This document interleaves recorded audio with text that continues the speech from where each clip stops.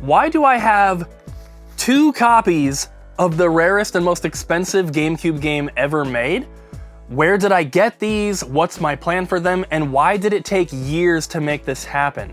Today, I'll be telling you guys the entire story and everything about these, but before we jump into it, for those that do not know, Pokemon Box isn't really even a game. This is more of a storage system to save your Pokemon from the games Ruby and Sapphire on the Game Boy Advance. You can connect the Game Boy Advance console to your GameCube with a link cable and then store your Pokemon on here and on a memory card that is included in the box here. These days, we have Pokemon Home, which is a service that connects to all of the newer Pokemon games and allows you to not only store your Pokemon, but trade between them as well. But back when Ruby and Sapphire was out, there was no sort of service like that, so this was their solution. Inside of the box here, you get the actual disc itself, which comes with its own plastic case, manual, artwork, all of that. There's also a link cable to connect your Game Boy Advance to the GameCube, and then there is a special memory card which is half clear blue, half clear red, and then also a sticker sheet to put a label onto that memory card. With the included cable in the box here, you can also actually play Ruby and Sapphire from your Game Boy Advance on your television. Most people would just do that with the Game Boy Player attachment for the GameCube, which is obviously going to be easier and much cheaper than doing it this way, but it is kind of a cool little bonus that they threw in, so it's not just a storage system. There's a couple other small features built in. There's a rumor that this Pokemon Box game was only available for purchase from the Nintendo store in New York City. I personally do not think that that is the case at all. Every time people talk about that, there's always comments on Facebook or wherever it is of people saying that they bought theirs from Walmart or Target or GameStop or whatever it is.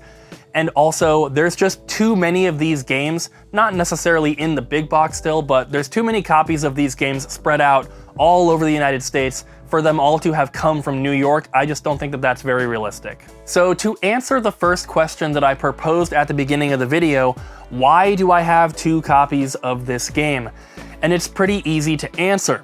So I have a complete North American GameCube library, meaning that I have one of every game with their original case and manual.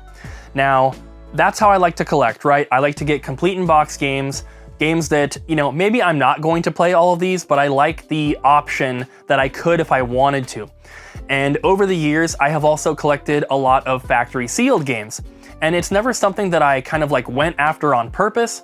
These were just games that I would happen to get, or maybe sometimes I would be looking for a complete copy, but I would find a sealed one for the same price, something like that. I would add them to my collection. And something that I've been doing over the past couple years is going through my collection and replacing sealed copies with opened copies, and that just so happens to be what I am doing with this one. This is something that I'm able to do very, very often with games like Nintendo Switch, and that's because I'm collecting these as they're still coming out, so finding brand new or factory sealed Nintendo Switch games right now is really, really easy.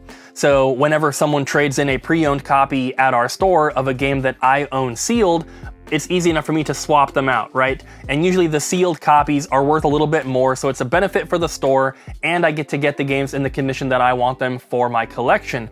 But when it comes to the more retro stuff, GameCube is not super old, but still it's old enough to the point where I don't have that many factory sealed GameCube games, so swapping those out for complete copies is something that I just don't get to do very often. So this copy of Pokemon Box right here is factory sealed. It has a sticker seal on the top right here. You can kind of see it when I catch it in the light. And then the bottom is all enclosed. And this is a brand new, never opened copy. So when I was working on finishing the GameCube library, I was going game hunting and I was at a game store in Tacoma, Washington called Super Smash Games. And while we were there, we were also picking up some GameCube games for a friend of ours who was working on her complete set.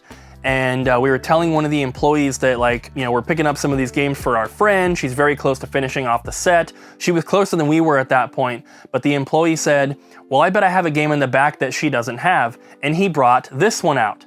And I was personally interested in it. So we were like, well, you know, how much is it? And he said it was $1,000. If you know anything about this game, it is quite expensive.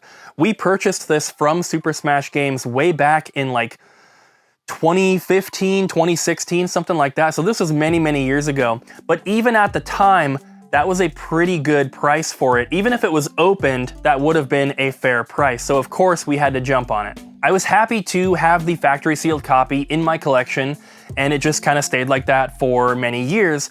But eventually I started to want to replace them with opened copies, like I said. And this one proved to be incredibly difficult because this is a game that just doesn't sell that often, at least in the big cardboard box, which is how I want it for my collection. So I took my factory sealed copy and I posted it for sale on eBay. I've also had it available for sale in my store, Double Jump Video Games. I've taken it to a couple conventions, and I haven't been able to find another copy because my original plan was to hopefully trade it for a complete opened copy and then have the other person put some cash or some other trade on top of that. But every time that I would take it to these conventions or talk to anyone about it, the only people that were interested were people that didn't have a copy to trade, or they wanted to trade something else, which was not what I was looking to do. So after waiting and trying to do something with it for literal years, finally someone local to the Seattle area, which is about 3 to 4 hours north of Vancouver here, someone had posted one and they said, you know, I'm looking for a value on this. Prices are all over the place. This isn't a sale post. I'm just trying to figure out what I should sell it for when I do. And I commented and I was like, hey, when you get a price, let me know, I might be interested. And they sent me some more photos, and that is this copy right here. This one is an opened copy, as you can see. This one is missing the cable, which is not a big deal. It's a $20 cable, and we have plenty of them at our store. But it is also missing the memory card, which is going to be a little bit harder to replace, although I should just be able to grab one off eBay. It does have an unused sticker sheet inside for that memory card though, which is good. The main flaw with this particular copy here is that it has a couple rips on the outer box. Like a crease down the side here, not as big of a deal, a lot of them have that, but it's got this rip here, and then on the other side, it's got basically the same rip again. When you put this into a box protector, like I normally would have it stored, it looks really, really good. I'm not super worried about that, and I'm sure that at some point in the future, somebody will trade one of these into my store and maybe I can upgrade the box in the future. But at least for now, I finally have an opened copy of the game, and now I'm free to trade or sell the factory sealed copy that I have. So my plan for the factory sealed copy originally was that if I did sell it before getting a replacement, I would use the money from the sale to go find a complete copy and then hopefully just have some money left over. The situation that arose was not one that I expected, where I actually got the complete copy before selling the factory sealed one. So now my plan moving forward is to leave it listed on eBay, leave it for sale in the store, but I have also posted it in a couple Facebook groups, one for like high-end collecting, one for factory sealed games, and then one for GameCube collectors, and I'm offering it at a lower price than what I had it at before.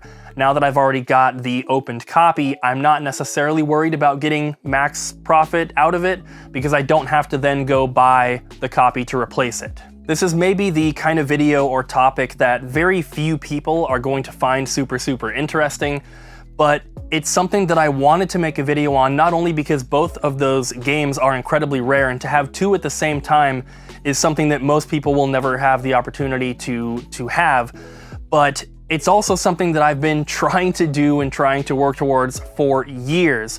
So the fact that that journey has finally come to an end is really, really cool. Now, that doesn't mean that I don't have other factory sealed games that I'm trying to replace, and I might do that down the line, but this was the most expensive and most rare that I had sealed. And so getting that one replaced is really, really cool. And I'm happy that I was able to do so. Maybe not with the best condition open copy, but just doing it at all is super awesome. I'm very happy that I was able to finally make this work. And now I have this very expensive game that I don't have any worries about selling, because like I said before, if it had sold, I would have to use that money and try to track down a complete copy. And this is a game that even if you have the money to spend, you can't always find one available for sale. It's not like you can just type it in on eBay and there's always going to be a couple listed. It's not like that. But now that I already have it, I don't really have to worry about that, and it can sell or be traded or whatever, and it doesn't really matter. So there it is, the end to a multi-year journey. Hope you guys found this at least somewhat interesting, and if you like these videos, make sure you hit the subscribe button for more retro game collecting content. Thank you guys for watching, and I'll see you next time.